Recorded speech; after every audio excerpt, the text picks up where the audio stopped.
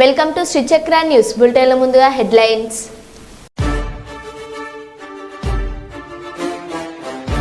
తెలంగాణలో మరో 2 రోజులు భారీ వర్షాలు.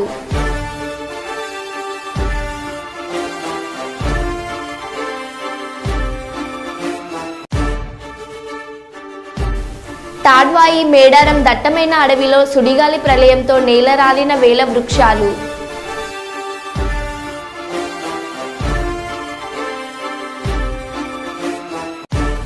విజయవాడ ముప్పు ప్రాంతాల్లో పర్యటించిన మంత్రి బీసీ జనార్దన్ రెడ్డి.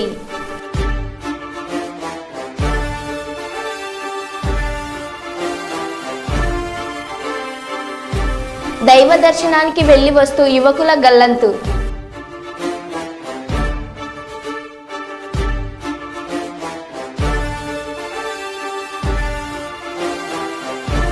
మీ బాధ్యత మీ చేతిలోనే ఉంది, పోలీస్ వారి విజ్ఞప్తి.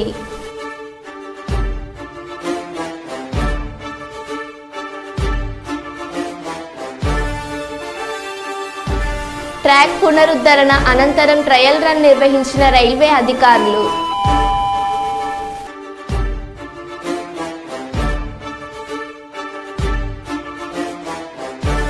తెలంగాణ రాష్ట్రంలో ఆకలి కేకలతో రోడ్ల మీదకి వస్తున్న విద్యార్థులు.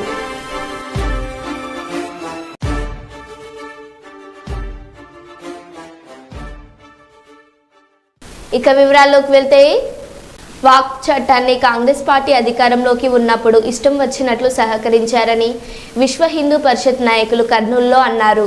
విశ్వ హిందూ పరిషత్ రాష్ట్ర అధ్యక్షుడు నందిరెడ్డి సాయిరెడ్డి మీడియాతో మాట్లాడుతూ 1947 సంవత్సరంలో వక్ఫ్ భూములు దాదాపు 7,70,000 ఎకరాలు ఉండగా ప్రస్తుతం 9,40,000 ఎకరాలు వక్ఫ్ బోర్డు ఆధీనంలో ఉందన్నారు. 2 లక్షల ఎకరాలు భూమి ఎలా పెరిగిందని ఆయన ప్రశ్నించారు. వాక్ భూములపై ఏదైనా సమస్యలు వచ్చినప్పుడు వాటిని పరిష్కారం చేయించడానికి అధికారం కేవలం వక్ఫ్ ట్రిబ్యునల్, సుప్రీంకోర్టులకు మాత్రమే ఉందన్నారు.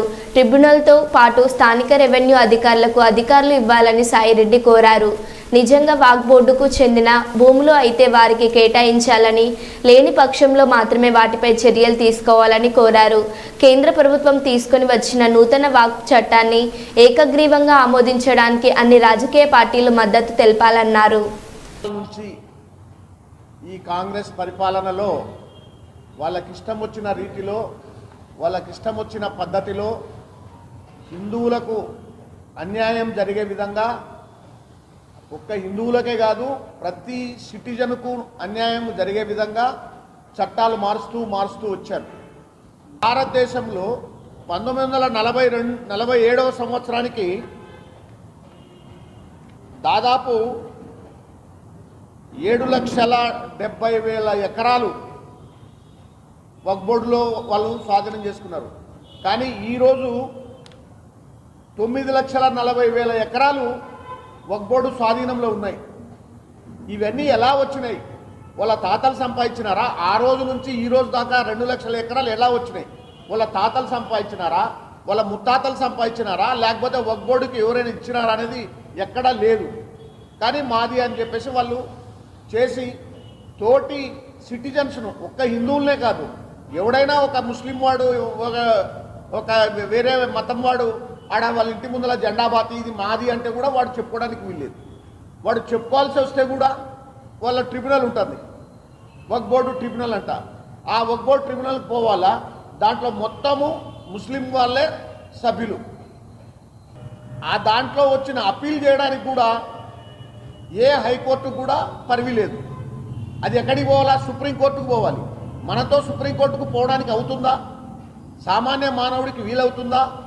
దీనేమంటే ఇప్పుడు పెట్టిన సవరణలో మనం ఎంత ప్రపోజల్ ఏం చేస్తున్నామంటే, ఆ ట్రిబ్యునలే కాకుండా జిల్లా స్థాయిలో జిల్లా అధికారులను ఎంక్వైరీ చేసి అది నిజమైనది అయితే మనకేం అభ్యంతరం లేదు. వాళ్ళ నిజమైన వక్ఫ్ బోర్డు కానీ లేకపోతే వాళ్ళ స్థలాలు కానీ అయితే మనకేం అక్కర్లేదు. అది నిజమా కాదా అని ఎంక్వైరీ చేసే అధికారం మాత్రము జిల్లా అధికారులకు, రెవెన్యూ అధికారులకు, మండల స్థాయి, జిల్లా స్థాయి, డివిజన్ స్థాయి వాళ్ళకు ఉండడము చాలా మంచి పద్ధతి. అది ఆ విధంగా చేయమని మనం అడుగుతున్నాం. అసలు ఈ చట్టం తీసుకొచ్చిన దాన్ని వ్యతిరేకించిన వాళ్ళు వాళ్ళ ఓట్ల కోసం వ్యతిరేకించినారు కానీ ఎట్టి పరిస్థితిలో ఏకగ్రీవంగా ఆమోదించాల్సిన పరిస్థితి. తన దాకా వస్తే కానీ తెలియదు ఈ రాజకీయ నాయకులకు. అదే వాడి ఇంటి ముందల జెండా బాతి ఇది నాది అంటే వాడు ఏం చేసేవాడు?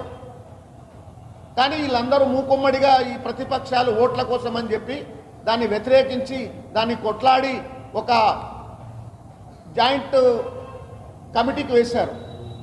ఆ జాయింట్ కమిటీలో వీళ్ళంతా కూడా ఈ యొక్క అందరి ఒపీనియన్స్, పబ్లిక్ ఒపీనియన్ కాల్ఫర్ చేయడం కూడా మంచి సాంప్రదాయమే. మార్పులు చేస్తున్నారో ఆ మార్పులను మనం ఖచ్చితంగా అంగీకరించి అది పార్లమెంట్లో ఏకగ్రీవంగా తీర్మానం అయ్యేటట్టు చూడాల్సిన బాధ్యత మన రాజకీయ నాయకులు.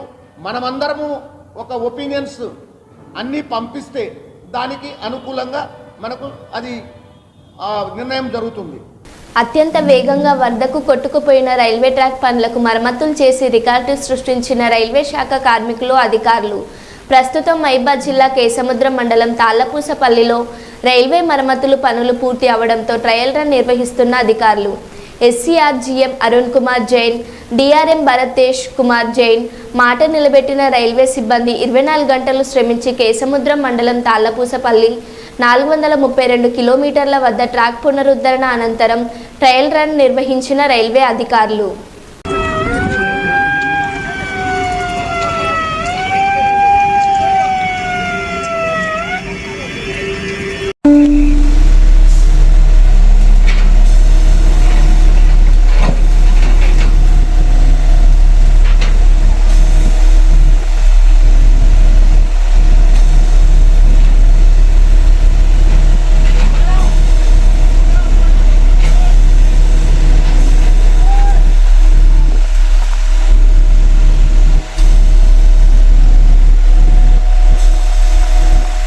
రాష్ట్ర యంత్రాంగం మొత్తం సహాయక కార్యక్రమాల్లో పాల్గొంటున్నారు.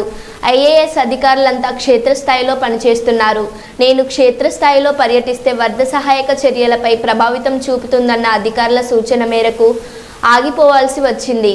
ఉప ముఖ్యమంత్రి శ్రీ పవన్ కళ్యాణ్ అనుకున్నప్పుడు అందరూ ఏమన్నారంటే, మీరు వస్తే ఇది మాకు ఈ రిలీఫ్ ఆపరేషన్స్కి ఇబ్బంది అయిపోద్ది, మాకు దయచేసి మీరు ఈ రిలీఫ్ ఆపరేషన్ మీరు అడ్డం అయిపోతారని చెప్పారు. సో వారి సూచన మేరకు నేను ఆగిపోవాల్సి వచ్చింది. ఇప్పుడు కూడా ఒకసారి వాళ్ళ నిర్ణయం తీసుకొని వాళ్ళు టేక్ ఎక్కాలి.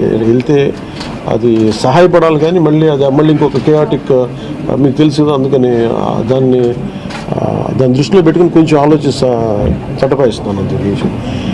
లేదు కొంచెం ఇబ్బంది లేదంటే ముందు మెయిన్ అధికారులు పాపం గత 72 గంటల నుంచి వాళ్ళు నలిగిపోతాను నిద్రాహారాలు లేకుండా. సో వాళ్ళని దృష్టిలో పెట్టుకొని మళ్ళీ నేను వెళ్ళి సహాయపడాలి, కానీ మళ్ళీ అది అదనపు బరువు అయితే మళ్ళీ ఆ రెస్క్యూ ఆపరేషన్స్ ఇబ్బంది కలగకూడదని చెప్పి నేను దాన్ని దృష్టిలో పెట్టుకొని నేను స్వయంగా నేను పర్యవేక్షిస్తున్నాను. సార్, 4 రోజులుగా పవన్ కళ్యాణ్ ఉప ముఖ్యమంత్రి రాలేదు, ఎక్కడ రాలేదని చెప్పి విపక్షాలు ఆరోపణ చేస్తుంది, బాధితులను పట్టించుకోలేదని చెప్పేసి ఆరోపిస్తున్నాయి. ఏం చెప్తారు? అంటే ఫిజికల్గా మీకు కనిపించడం పద్ధతి అంటే వాళ్ళు ఏమనుకుంటారు, నేను బోట్ వేసుకొని రెస్క్యూ చేయడం కుదరదు కదా, ఆ బాధ్యతలు లేకుండా ఎందుకు అది ఏం అనాలి కాబట్టి అంటే తప్ప ఎంటైర్ మీరు చూస్తున్న పిఆర్ మెషినరీ, మన పిఆర్ పంచాయతీరాజ్ మెషినరీ మొత్తం ఎంటైర్ వర్క్ చేస్తూ ఉన్నాం మా సైడ్ నుంచి. అంటే అట్లా కదా సార్, ధైర్యం చెప్పడానికి రాలేదని చెప్పేసి వాళ్ళు ఆరోపణ చేస్తున్నారు కదా మీ నుంచి. అది నేను అట్లా అనుకోవట్లేదు. అంటే ఏమైపోతుంది, ధైర్యం చెప్పడానికి వెళ్ళి ఒక్కసారి మీద పడ్డారు అనుకోండి, పరిస్థితులు ఎలా ఉంటాయంటే, నేను మొన్న పింఛా డ్యామ్ దీనికి వెళ్ళాను. నేను వెళ్ళి సహాయ కార్యక్రమం అంటే నేను ఒక ప్రత్యేకమైన పరిస్థితిలో ఉన్నాను, అది మీరు అర్థం చేసుకోవాలి. ఇప్పుడు నేను వెళ్ళి కూర్చుంటే వెళ్ళిపోదని రెస్క్యూ ఆపరేషన్స్కి ఇబ్బంది కలగకూడదన్న ఒకటే నన్ను ఆ సూచన ఒకటి నన్ను ఆపినాను, అంతమించి వేరే అవ్వలేదు. వరంగల్ జిల్లా నెక్కొండ మండలం ఇంటికన్నె వద్ద ట్రాక్ మరమ్మతులు పూర్తి కావడంతో కేసముద్రంలో ఆగి ఉన్న సంఘమిత్ర రైలును వరంగల్ వైపు పంపించిన రైల్వే అధికారులు.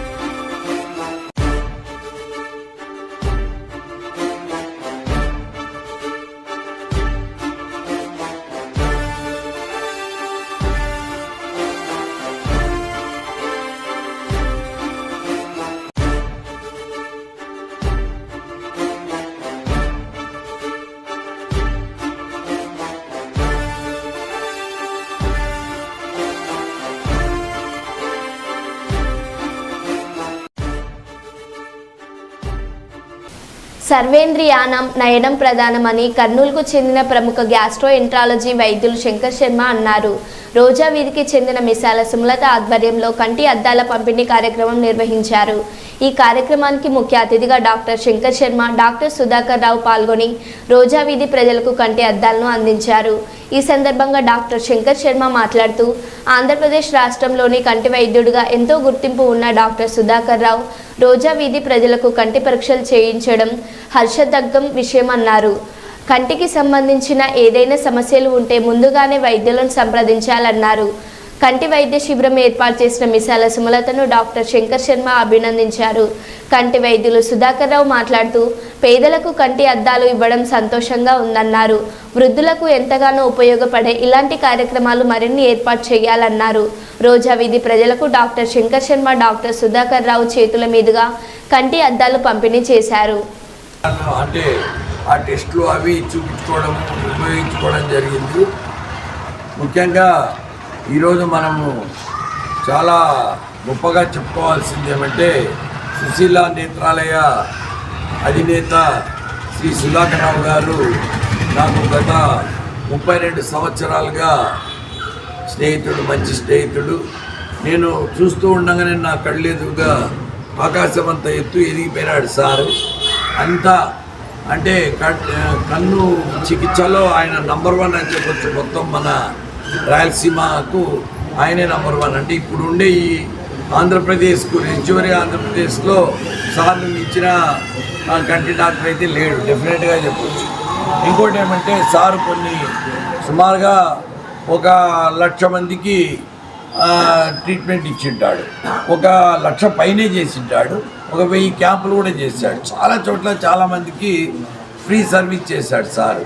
సో ఇటువంటి వైద్యులను నిజంగా చెప్పాలంటే ఇటువంటి వాళ్ళని మన కర్నూలులో ఉండడం అనేది మనం చాలా గొప్పగా ఫీల్ అవ్వచ్చు. ఎందుకంటే ఆయన చేయబడిందంటే ఎటువంటి కంటి వ్యాధి కానీ 100% నయం అయిపోతుంది.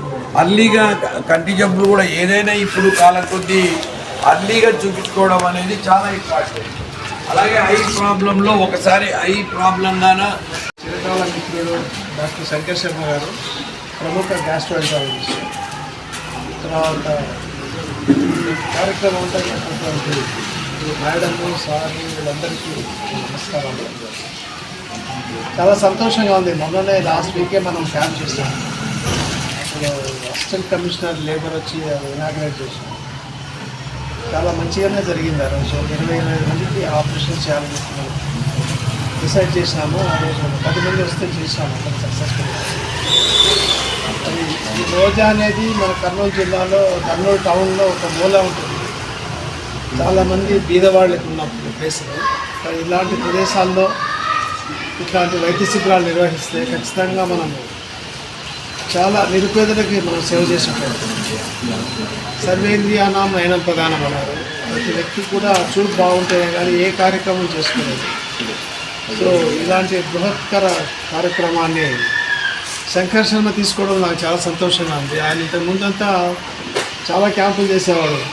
బీదలకి, ముసలి వాళ్ళకి దుప్పట్లు పంచడం, తర్వాత క్రీడాకారులకి వాళ్ళకి కరాటే బెల్ట్లు ఇవ్వడము, చాలా ఏదో కార్యక్రమాలు చేసినారు. ఈరోజు ఫస్ట్ టైం నేను శంకర్ శర్మని అభినందిస్తున్నాను. నేత్ర చికిత్సా శిబిరాలు కూడా మంచి చేయూతనివ్వాలని, మా సుశీల నేత్రాలయ ఎప్పుడూ నీకు సపోర్ట్ చేస్తుంటుందని. కాబట్టి ఈ కార్యక్రమం చేస్తే ఏమవుతుందంటే చాలామంది ముసలి వాళ్ళు చూపు లేక బాధపడుతుంటారు.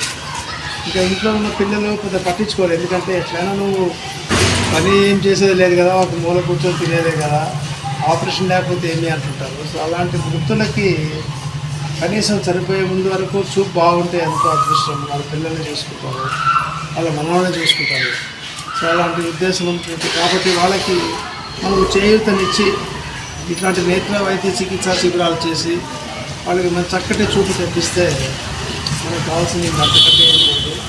ఇది చాలా పుణ్యమైన కార్యక్రమం. కాబట్టి ఇట్లాంటి కార్యక్రమాలని ముఖ్యంగా మీ ఇద్దరికి కూడా నేను మనవి చేసేది ఏంటంటే ఈ చుట్టుపక్కల ఉన్నటువంటి స్లమ్స్లో చేయాలి.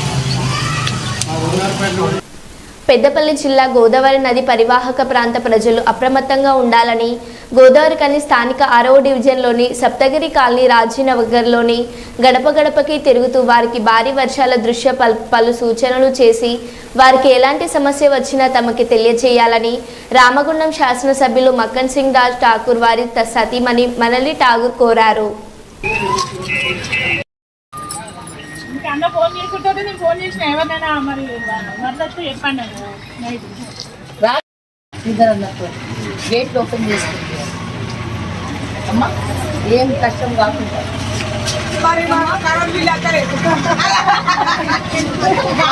పడతారు ఫోటోలల్లా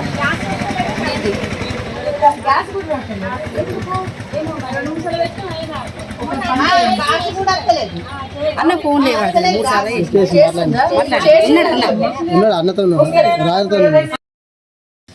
ఉట్టొక రాజ్ ఠాకూర్ అన్నతోని ఇది అయ్యింది. మీ బిడ్డలకి జాబ్లు వస్తాయి, మీరందరూ సంతోషంగా ఉండాలని. ఎవరైనా వాళ్ళ స్వార్థం చూసుకుంటారు, కానీ ఆయన దండాలు పెట్టి సీఎం గారిని దండం పెట్టి మన శ్రీధర్ అన్న దండం పెట్టి మీకు తెచ్చిండు. అంటే మన ఊరు ఇంకా ఖాళీ కాకుండా మన జీవితాలు మంచిగా అవుతాయి. ఇప్పుడు 1 into 800 అంటే చాలా పెద్దది, అది మీకు అందరికి తెలుసు. ముందు జాబ్ అదొకటి, మీ బిడ్డలందరూ జాబ్ లేకపోతారు. నీళ్ళ పరిస్థితి మళ్ళొకసారి నీళ్ళు రాకుండా చేస్తాం. అమ్మ ఒక్క నిమిషం, రోడ్లు అయితే మీ అందరికి సంతోషంగా ఉండేటట్టు చేస్తాంటే మిమ్మల్ని మేము దండాలు పెట్టి ఓట్లు ఏమని అడిగి గెలుచుకున్నాం. దాని బాధ్యత మేము తీసుకోండి, అందుకే వచ్చింది. విజయవాడ 61, 62, 63, 64 డివిజన్లో పర్యటించిన మంత్రి బీసీ జనార్దన్ రెడ్డి సహాయక చర్యల్లో భాగంగా ట్రాక్టర్ను స్వయంగా డ్రైవింగ్ చేస్తూ ముప్పు ప్రాంతాల్లో వెళ్లి పాకరాయపురం, కండ్రిక మెయిన్ రోడ్ తదితర ప్రాంతాలకు వెళ్లి వరద బాధితులకు ఇంటింటికి వెళ్లి ఆహార పొట్లాలు, పాలు, వాటర్ బాటిళ్లు పంపిణీ చేసిన మంత్రి వరద బాధితులకు చంద్రబాబు ప్రభుత్వం అన్ని విధాలా ఆదుకుంటుందని భరోసా, సమీప పునరావాస కేంద్రాలకు తరలి వెళ్లాలని కోరిన R&B minister BC Janardhan Reddy.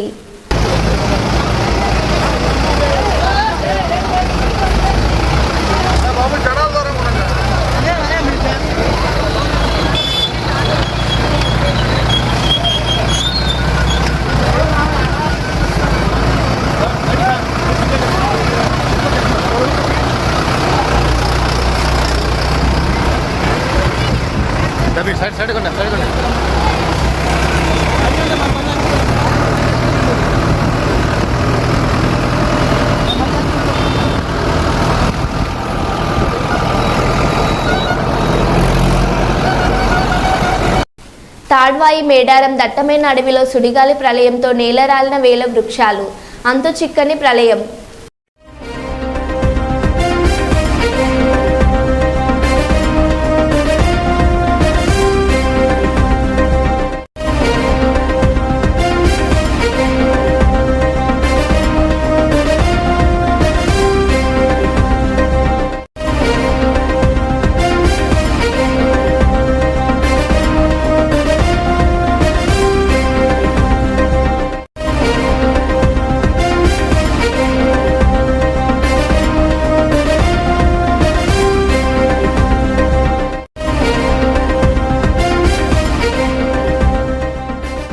Drop చేసేదానికి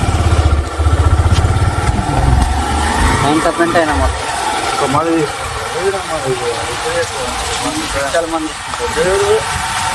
డ్రాప్ చేసేదానికి ఎంత పెంట్ అయినా మొత్తం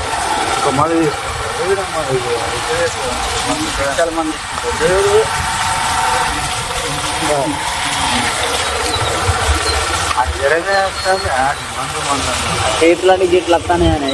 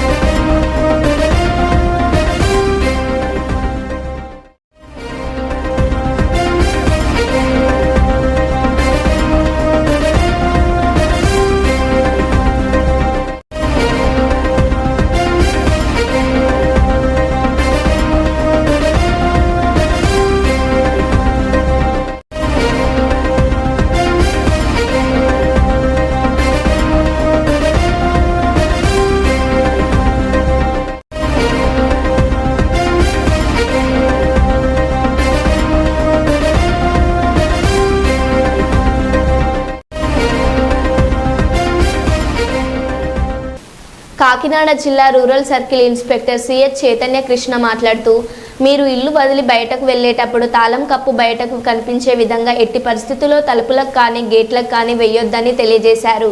అదేవిధంగా స్త్రీలు బయటకు వెళ్ళేటప్పుడు తమ మెడలో ఉన్న ఆభరణాలను మీ యొక్క కొంగును కప్పుకునే విధంగా ఉండాలని, అంతేకాక మీ యొక్క బంగారు ఆభరణాలను భద్రతపరిచే బాధ్యత మీ దగ్గరే ఉందని ఆయన అన్నారు. మరి ముఖ్యంగా దుండుగలు సైకిల్ మీద కానీ బైక్ల మీద కాలు వచ్చి మీ యొక్క ఆభరణాలు దొంగలిస్తున్నారని ఆయన అన్నారు.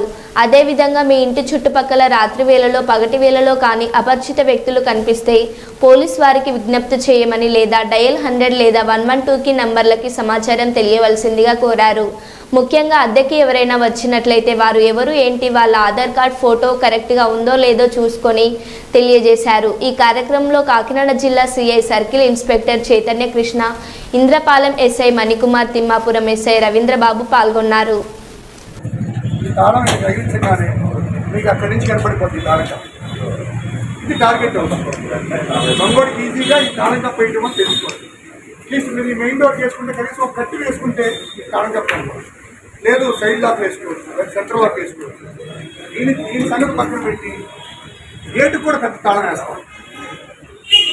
ఏ దొంగోడు వచ్చినా గేటు దూకి రాట్లా, తాళం కప్ప పగలగొట్టి రాట్లా, గోడ దూకి వస్తున్నాడు. గేట్లో తాళం వేయడం ఉపయోగం లేదు.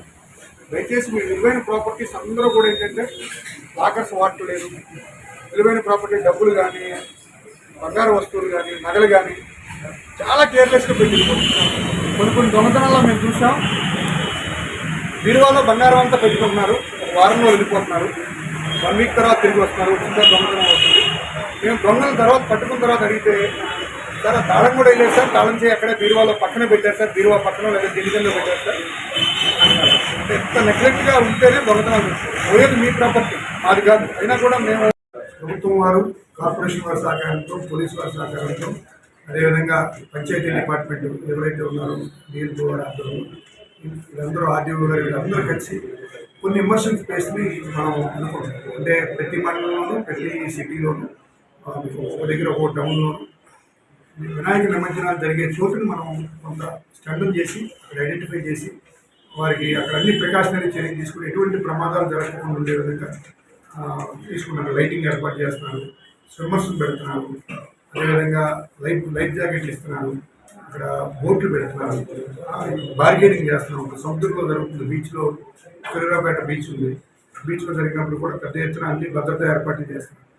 ఇక్కడ కాకుండా చాలామంది పబ్లిక్ అనాథరైజ్డ్గా, అంటే ఇక్కడైతే టైం పడుతుందనో, లేకపోతే దూరమనో, లేకపోతే ఇవన్నీ ఉండాలనో, ఎక్కడో మేము ఏర్పాట్లు చేయని దగ్గర ఎక్కడో కావాలనో ఇంకో దగ్గరికి పోయి లోపల పక్క కూడా మీరు తాళం వేసుకుని వెళ్ళొచ్చు, అయితే సైడ్ డోర్ తాళం వేసుకుని వెళ్ళొచ్చు.